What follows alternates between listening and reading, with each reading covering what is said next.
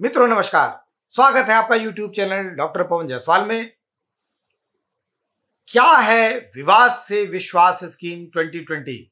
आइए लेते हैं इसका विस्तृत जायजा इस वीडियो में।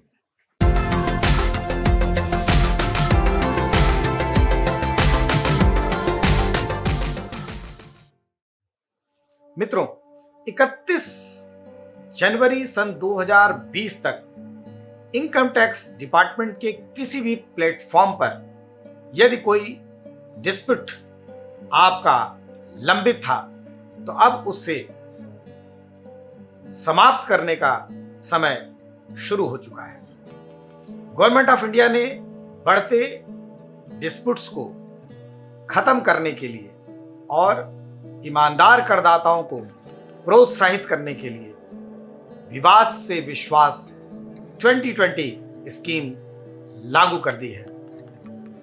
यद्यपि कि इस स्कीम की अंतिम तिथि 31 मार्च सन 2020 थी, लेकिन कोविड-19 के चलते इस स्कीम की अंतिम तिथि को 31 दिसंबर सन 2020 तक शिफ्ट कर दिया गया है। यानी अब आपके पास ज्यादा समय है इस स्कीम को समझने का, इस स्कीम को जानने का और इस स्कीम को अडॉप्ट करके विवाद से बाहर आने का। कुछ महत्वपूर्ण बातें। नंबर 1, आपका या आपके किसी पूर्वज का कोई भी डिस्प्यूट आयकर से संबंधित किसी भी विषय पर 31 जनवरी सन 2020 तक पेंडिंग था। दूसरी बात, ऐसे डिस्प्यूट पर कोई निर्णय इनकम टैक्स के किसी भी प्रॉपर फोरम से नहीं हो पाया था। नंबर 3, इनकम टैक्स के ये फोरम एक इनकम टैक्स ऑफिसर के पास यानी असेसिंग ऑफिसर के पास लंबित मामले से लेकर ये मामला assessing officer, commissioner income tax appeals, income tax appellate tribunal, high court और सुप्रीम कोर्ट कहीं पर भी लंबित हो सकता है। ध्यान रखिए, निर्णय 31 जनवरी 2020 के पहले उस पर ना आया हो।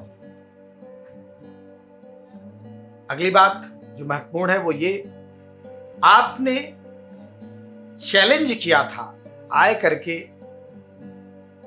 डिमांड को। अगली बात, विवाद से विश्वास स्कीम 2020 में कौन कौन सी चीजें इंक्लूडेड होंगी। तो इस स्कीम में कर की मूल डिमांड, किसी भी प्रकार का ब्याज, लेट फीस, आरोपित जुर्माना, ये सब इस स्कीम में कवर्ड है। अगली बात, एक प्रश्न ये आता है कि क्या टीडीएस और टीसीएस के मामले भी इस योजना में आते हैं, अर्थात स्रोत पर कर की कटौती और स्रोत पर कर के संग्रहण से रिलेटेड इश्यूज क्या इस स्कीम में कवर होंगे?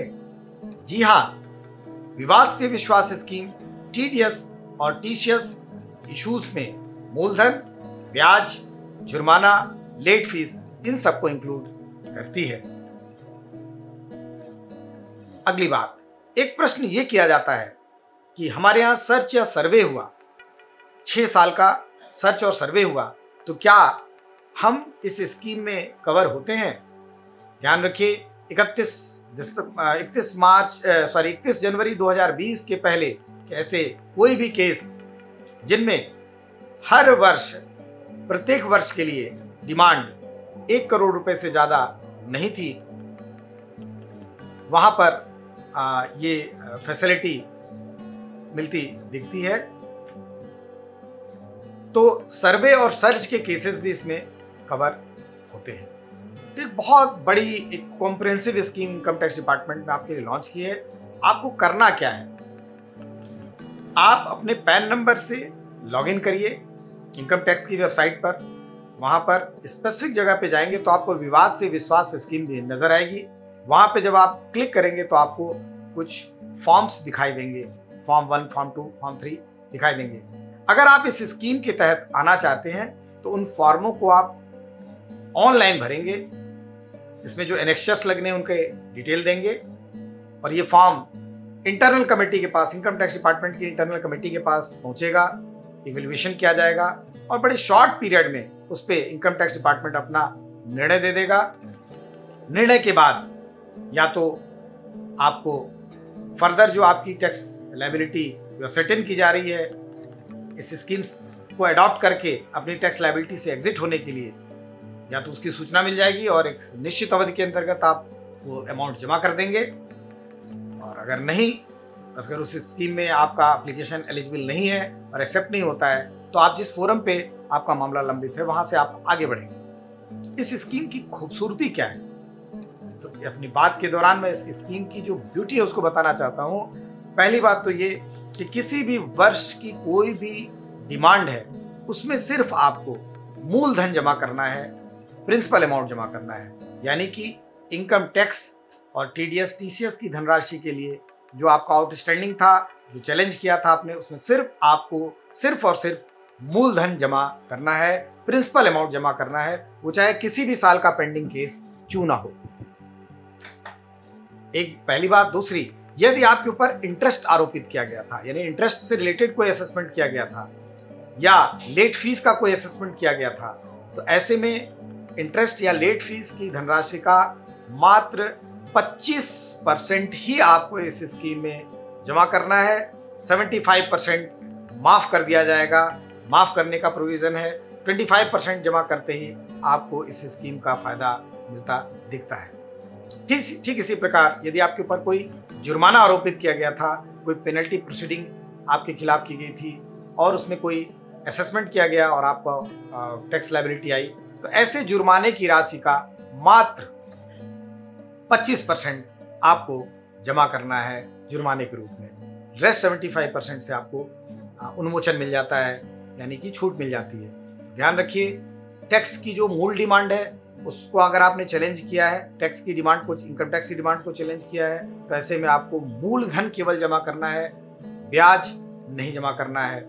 यदि आपने ब्याज को चैलेंज किया है, लेट फीस को चैलेंज किया है, जुर्माने को चैलेंज किया है, तो ऐसे अमाउंट का 25% ही आपको जमा करना है। चूंकि इस स्कीम की लास्ट डेट 31 दिसंबर निर्धारित है, बिना किसी लेट फीस के, यानी बिना किसी लेट चार्जेस के, वैसे गवर्नमेंट ने ये प्रोविज़न किया था कि जो लोग तय तिथि के अंदर इस स्कीम में आ जाएंगे लेकिन पेमेंट नहीं कर पाएंगे, अर्थात आज के लिए ये तय तिथि 31 दिसंबर है, तो जो लोग 31 दिसंबर तक इसका पेमेंट नहीं कर पाएंगे उनके लिए आने वाले 1, 2 या 3 महीने तक अगर इस स्कीम को बढ़ाया जाता है, बढ़ाया जाएगा, जाहिर सी बात है, अगर 31 जनवरी, 31 या लास्ट डे ऑफ फरवरी या 31 मार्च तक किया जाता है, तो ऐसे में उन्हें उस अमाउंट का 10% और ज़्यादा जमा करना पड़ेगा। यानी कि प्रिंसिपल अमाउंट का अगर 100 रुपीज़ है तो 110 रुपीज़, और अगर इंटरेस्ट है या पेनल्टी है या लेट फीस है तो 10% आपका और बढ़ जाएगा, बर्डन आपका बढ़ जाएगा। ध्यान रखिए, 31 दिसंबर के पहले इस स्कीम का फायदा लीजिए और डिस्प्यूट से बाहर निकल जाइए। अब एक इंटरप्रिटेशन एज ए टैक्स और फाइनेंस कंसल्टेंट मैं यहाँ पे यूँ करना चाहता हूँ कि कोविड के चलते ये माना गया था, कोविड के पहले ये माना गया था कि लगभग 4.25 लाख एसएससीज ऐसे हैं, या 4.5 लाख ऐसे एसएससीज हैं जो इस स्कीम के अंतर्गत आएंगे। तो इन 4.5 लाख एसएससीज के जेब में ये पैसा जो वो 31 मार्च या 30 जून तक सरकार के खाते में जमा करते, वो उनके जेब में पैसा ये छोड़ दिया गया, जो कि लाखों करोड़ रुपए के बराबर होगा, ताकि वो अपनी आज की इस कोविड पोस्ट कोविड सिचुएशन को या कोविड की सिचुएशन में अपनी परचेजिंग पावर मेंटेन रखें। सरकार ने इस पैसे को आपको 31 दिसंबर तक आपके जेब में छोड़ दिया है। 31 दिसंबर के पहले आप प्लान करके इस पैसे को अगर सरकार के खाते में जमा कर देते हैं तो है कि एक बड़ी झंझट से आपको मुक्ति मिलती है। तो ये थी विवाद से विश्वास 2020 स्कीम। इसकी अंतिम तिथि अब 31 मार्च विदाउट लेट फाइन कर दी गई है। तो ज़्यादा से ज़्यादा संख्या में इस स्कीम का फायदा लीजिए और इस स्कीम को सफल बनाइए। आज के लिए इस वीडियो में इतना ही, फिर मिलेंगे नए वीडियो में नई जानकारी के साथ। देखते रहिए YouTube channel doctor Pawan Jaiswal. धन्यवाद, नमस्कार।